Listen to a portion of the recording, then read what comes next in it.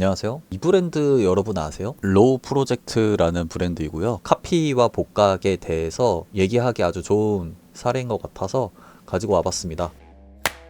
일단 이 로우 프로젝트라는 브랜드에 대해서 소개를 드려야 될 것 같아요. 뉴욕에서 활동하시는 분들이라고 하고요. 92년도, 93년도 폴로 랄프 로렌 특정 모자들을 그대로 제작하고 판매를 하는 브랜드이고요. 왜 92년도, 93년도 제품인가에 대해서는 이미 시장에서 많은 사람들에게 좋은 평가가 이루어지고 있는 제품들이에요. 이미 시장에서 검증된 디자인이라고 볼 수 있는 거고요. 물론 해외 많은 디자이너들이 얘기하는 것들 중에 어릴 적에 개인사가 포함되어 있는 부분들이 많기는 합니다만 개인적인 사연까지는 제가 파악하지를 못해서 외부적으로 봤을 때는 검증된 제품들에 한해서 이분들이 제작 활동을 다시 하는 것으로 리프로덕션 행위를 하는 것으로 보여집니다.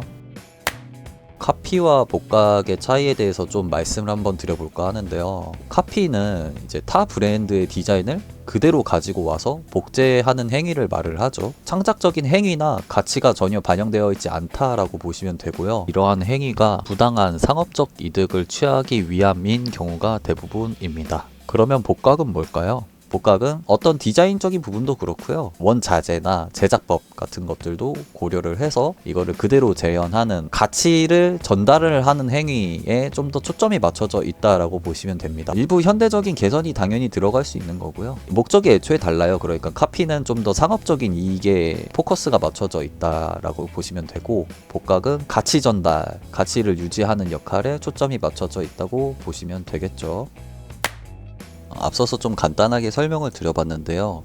보는 사람의 관점에 따라서 뒤집힐 수 있는 브랜드라고 생각해서 이 부분이 재밌다 라고 생각을 했고요. 저는 이 브랜드를 두 가지 관점에서 한번 바라보도록 하겠습니다. 카피라고 보는 관점부터 한번 말씀을 드려보겠습니다. 디자인 차별성이 전혀 없습니다. 창작적인 요소가 전혀 개입되어 있지 않고요. 폴로 랄프 로렌의 과거 컬렉션을 거의 그대로 재현한 형태입니다. 이제 실루엣이라든지 전체적인 색상의 배치, 디테일까지 기존 디자인과 큰 차이점이 없고요. 단순히 예전 제품을 새롭게 만든다, 지금 자신들이 새롭게 제작한다 외에는 차별성이 거의 없고요. 기존의 오리지널 브랜드가 쌓아온 브랜드 가치와 디자인 아이덴티티를 무단으로 활용을 하는 형태라고 보시면 됩니다.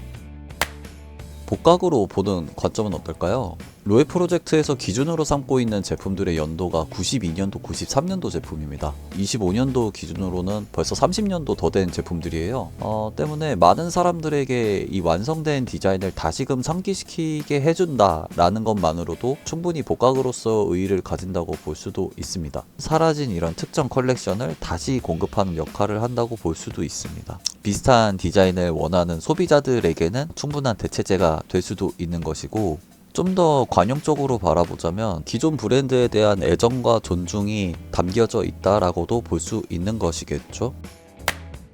보는 관점에 따라서 해당 브랜드가 카피일 수도 있고 복각일 수도 있다라고 말씀을 드렸어요. 그러면은 이거를 어떻게 판단을 하면 좋을까요? 제 생각에는 이 브랜드의 활동 방식을 보면 이해하는 데 좀 도움이 될 거라고 생각을 합니다. 희소성을 가진 마케팅을 하고 있어요.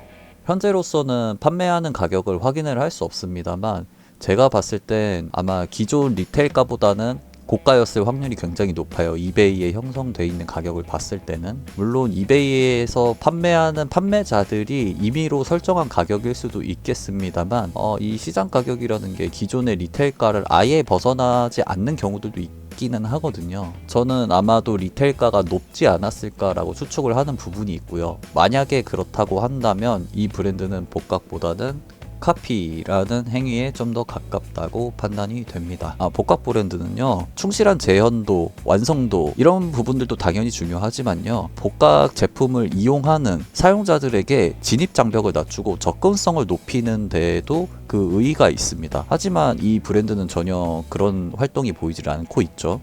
앞서 말씀드렸지만 희소성을 가지고 마케팅을 한다고 말씀을 드렸는데요. 희소성을 가지고 마케팅을 하는 대표적인 사례는 슈프림이고요. 슈프림의 희소 마케팅은 자사의 제품들을 활용한 경우였습니다. 로우 프로젝트는 로고 플레이조차도 없어요. 창작의 요소가 전혀 개입되어 있지 않습니다. 완전 타 브랜드의 이미지를 그대로 가지고 와서 희소 마케팅을 펼친다라는 거는 어떤 참신함이나 기발함보다는 무단 도용으로 밖에 판단이 안 되거든요.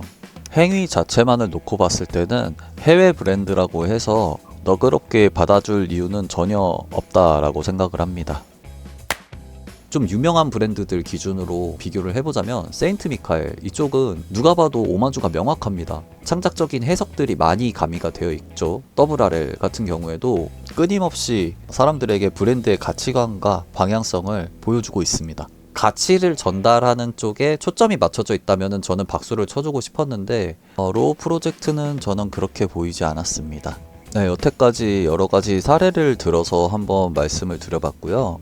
제가 수용할 수 있는 점은 그 점인 것 같아요. 과거에 완성된 디자인을 많은 사람들에게 알리게 되었다. 다만 활동 내용에 있어서 아쉬운 부분들이 많이 보였기 때문에 제가 어떤 좋은 코멘트를 할 수는 없었습니다. 이런 브랜드가, 집단이 사람들에게 인정을 받고 지지를 받는다고 하면 대부분의 사람들이 창작을 할 필요가 없지 않을까요?